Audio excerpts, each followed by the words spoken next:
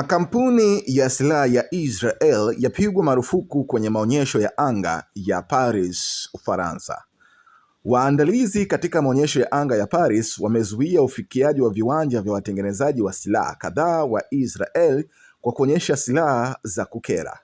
Kuta kubwa nyeusi zilijengwa kuzunguka viwanja vya kampuni hiyo za Israel ambazo zilikuwa ni 5 pamoja na Israel Aerospace Industries pamoja na Rafael. Na kiripoti kutoka kwa hafla hiyo, Natacha Buta wa Al Jazeera alisema waandaaji walichukua uamuzi huo baada ya kubaini silaha zilizoonyeshwa hazizingatii sheria za onyesho.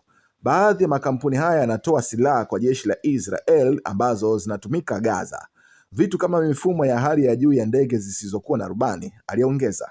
Kulingana na Buta, mmoja wa watendaji wa Rafael aliachwa alishtushwa sana na msimamo wake kufutwa kabisa. Alisema hawakupewa notice hata kidogo. Ni wazi alikuwa amekasirishwa sana, aliongeza.